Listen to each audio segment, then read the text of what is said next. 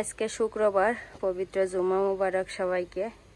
এখন হচ্ছে দুপুর 1:30 বাজে। রাফির আব্বু আনাস ওরা তিনজনই গেছে নামাজ পড়তে। সকাল থেকে আজকে অনেক কাজ করেছি, ক্যামেরা অনই করার সময় পাইনি। বাথরুমের অ্যাডজাস্টার ফ্যানটা সব খুলে পরিষ্কার করেছি, বাথরুম পরিষ্কার করেছি।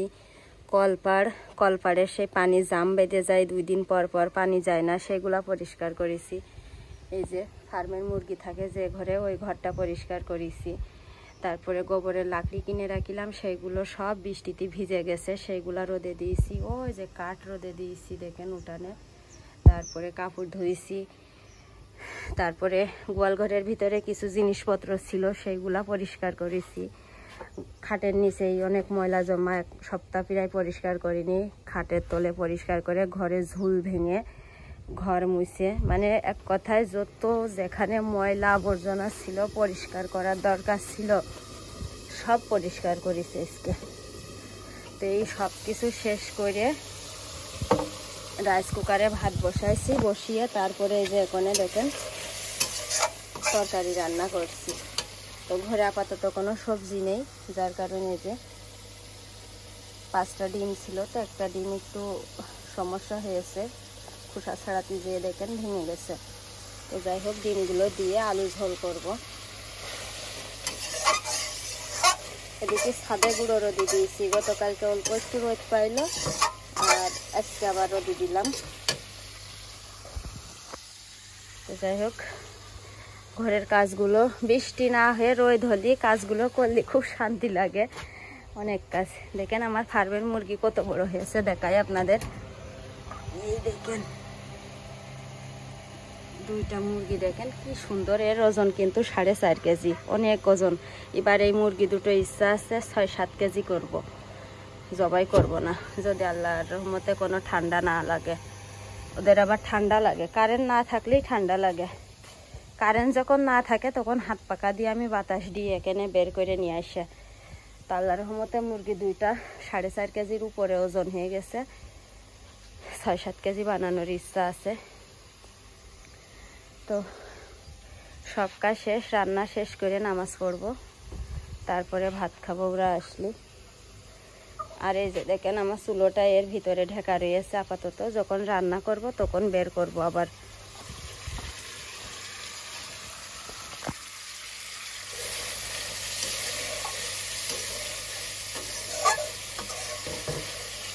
অনেকদিন ধরে ডিম দিয়ে আলু দিয়ে ঝোল করা হয় না।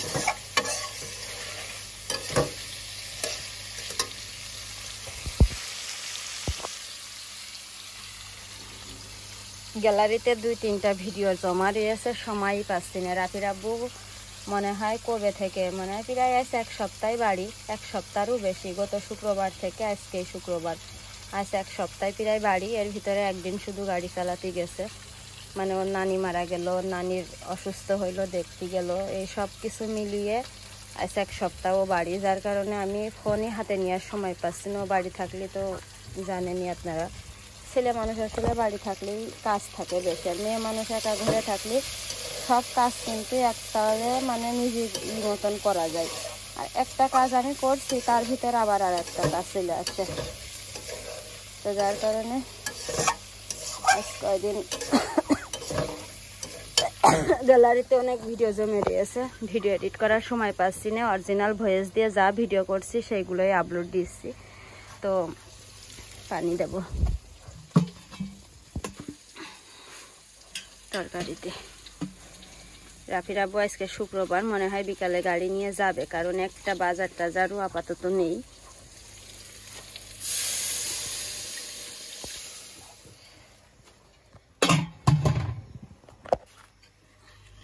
ঝোল রাখবো।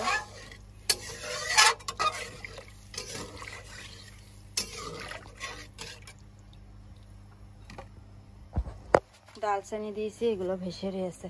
আর এই দেখেন হাঁসের গোশ রান্না করিলাম 2 দিন আগে নারকেল দিয়ে, তো সেটা রয়েছে, গরম করব।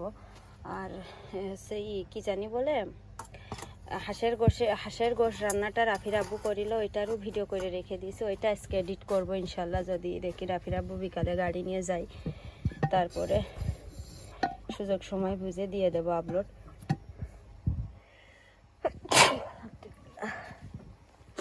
আর এই হাঁড়ি পাতিলগুলো দেখেন সেদিন পরিষ্কার করে রোদে শুকাইয়ে সিকার ভিতরে রেখে দিয়েছি, এখন কি সুন্দর দেখা যাচ্ছে। আর মগ মগ তারপরে যে পানির জগ, তারপরে থালা, ওই কয়টা রাখিছি আমার ওই রেকের ভিতরে। এখানে রাখলে ছত্রাক ধরে যায়। তো ঠিক আছে, আমি এখানে বসে বসে দেহুরা নামাজ পড়তে যতক্ষণ না আসে আমার তরকারি হোক আর আমি ভিডিও এডিট করব। দেখেন কি সুন্দর, একদম আকাশ নীল, কি সুন্দর দেখা যাচ্ছে। ছাদে গুঁড়ো দিয়েছি, গুঁড়োয় আবার হাত দিয়ে বারবার নাড়াচাড়া করে আসছি। আজকে যে রোদ পড়েছে তাতে আজকে শুকাইয়ে যাবে না গুঁড়োগুলো আমার। আর আমার ঘরটা দেখেন একদম ঝকঝক চকচক করছে, আজকে এত সুন্দর করে পরিষ্কার করেছি। যদিও বা ছেলেপেলের ঘরেই পরিষ্কার করি এই নোংরা করে, তারপরেও একদম খাটের তল টল সব পরিষ্কার করেছি।